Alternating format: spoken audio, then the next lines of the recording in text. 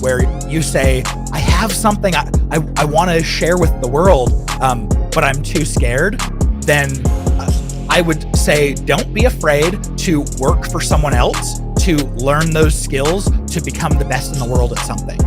When you're working for someone else, you're essentially having your ideas financed, and you can always do work on the side and try to polish those skills. You can start your business on the side as like a freelancer and start to build up clientele that way.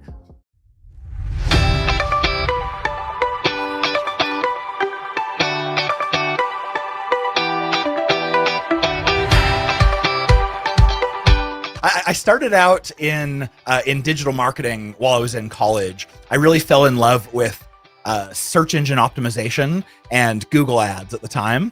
I live in the state of Utah in the USA, and I've got a wife with four kids between the ages of about 5 and 11. About 6.5 years ago, I started a company that specializes just in LinkedIn ads. So very hyper specialized. A proud one-trick pony.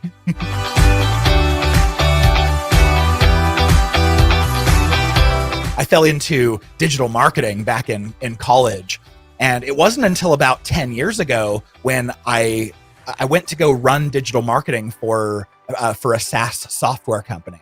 Went and said, okay, I've got to dive into this platform I've never heard of.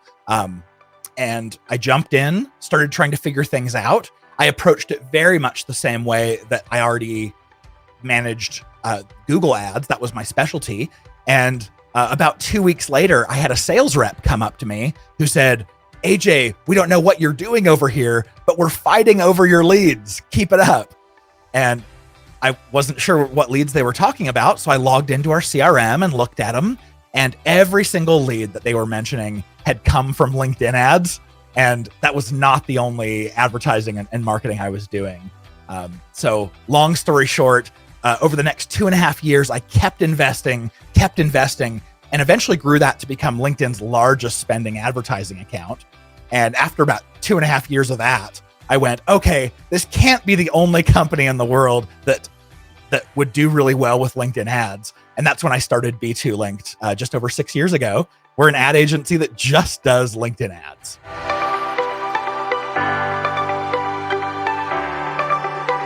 I ended up getting laid off from that company.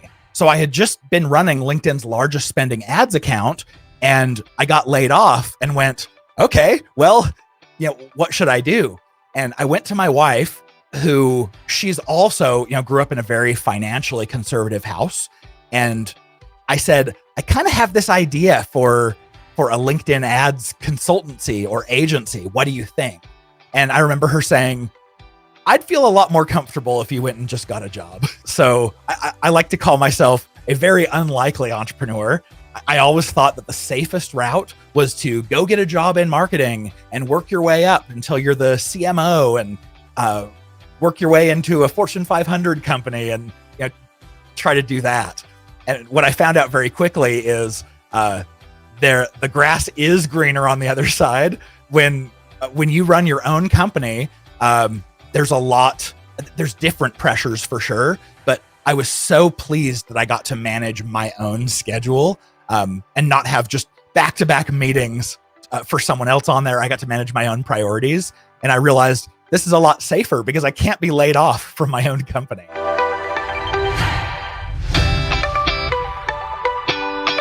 LinkedIn advertising it's an amazing platform because of the targeting.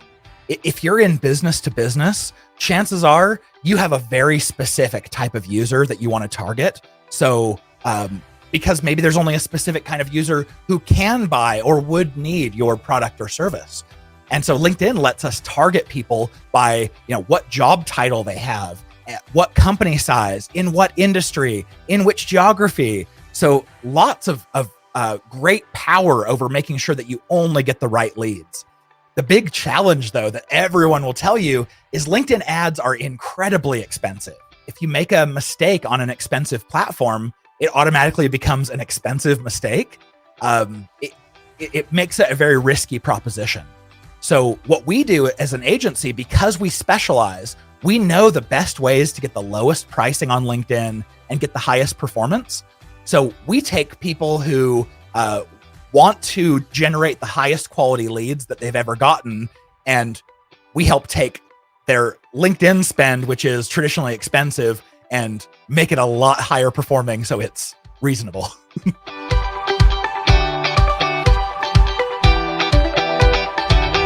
I realized that running my own company, I also need to be skilled at operations and sales and accounting and finance and all of these areas that I didn't have experience in.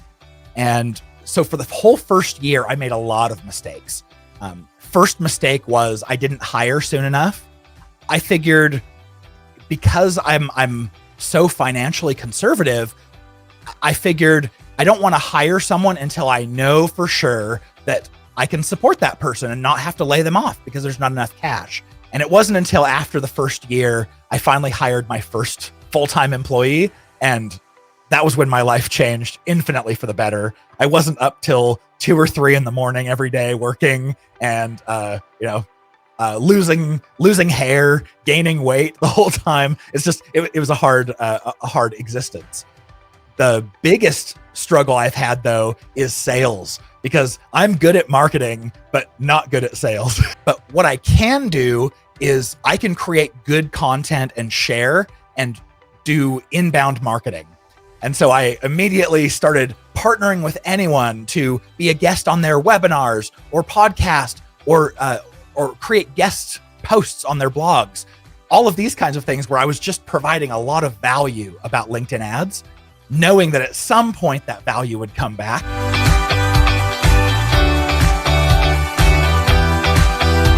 Being an entrepreneur, to me, early stages is like, being able to multitask and do so many things at once. And even if you have to cut some corners, you're building an enterprise. In the mid to later stages, I think it becomes more about investing wisely, investing your returns, your time to continuing to grow the company. But I'm on my way there, but not quite yet.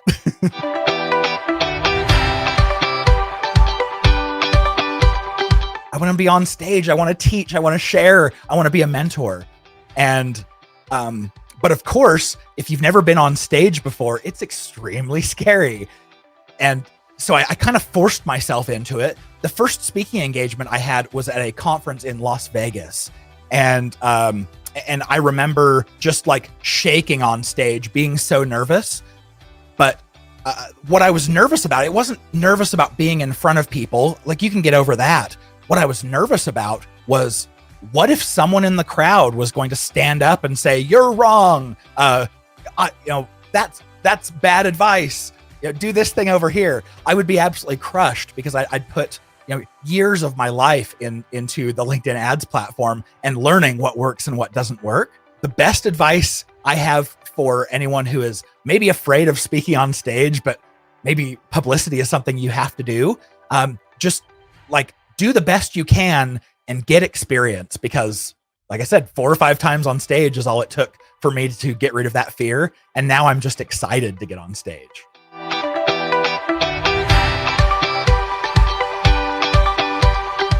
I've grown this company from just myself to now there are like 15 of us. And that's really exciting.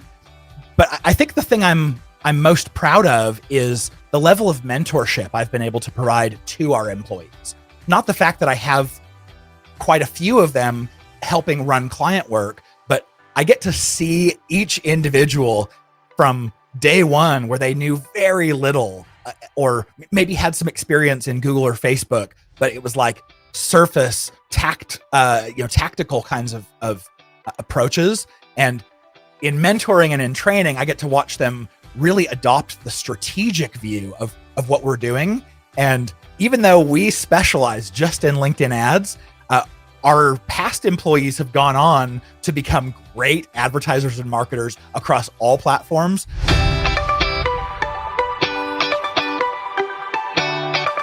After about 2 or 3 years of running the business, I noticed that I was typing the same stuff over and over.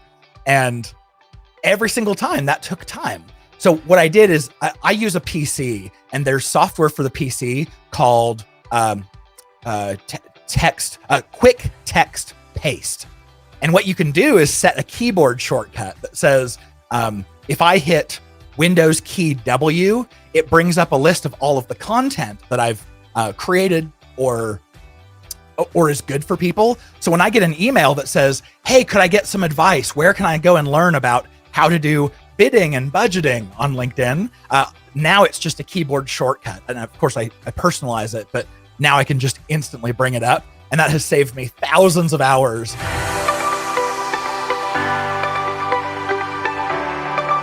I was trying to figure out how do I motivate this person? How do we get them to be a high performer? And what I didn't realize is if their heart isn't in it, they're not going to take my guidance and mentorship. And the third time it happened, we ended up like letting someone go much more quickly than I would have before. So I think the mistake is not firing fast enough. It's terrible.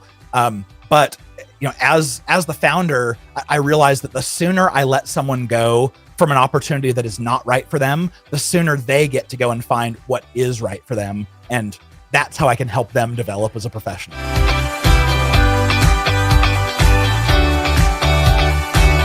If you are like me at all, where you say, I have something I want to share with the world, but I'm too scared, then I would say, don't be afraid to work for someone else, to learn those skills, to become the best in the world at something. When you're working for someone else, you're essentially having your ideas financed, and you can always, do work on the side and try to polish those skills. You can start your business on the side as like a freelancer and start to build up clientele that way.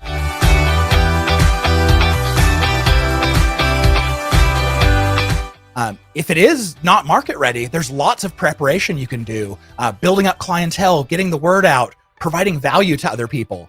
But if it's just that voice in your mind that's telling you you're not good enough, I would say push that aside and realize that that's an emotion that is playing an important part. It's trying to get you from taking a risk. But if you know intellectually your idea is solid and marketable, then that's a good time to push that voice away and venture forward.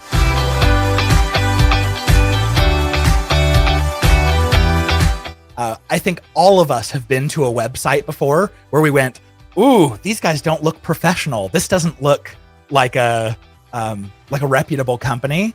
And that company has no idea that they didn't look trustworthy, and so you left and they didn't get your business. And so we had a professional designer create it, and we're still not done. So if you look at the B2 Linked website, you'll know like there is still more work to be done.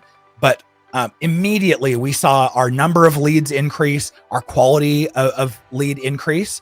And so yeah, design, it's one of those like really hard to quantify pieces, but it's so important. And if you can grasp that and understand the idea, then outsourcing your design is a really good idea. Thank you, viewers, for watching FounderX series by Designhill.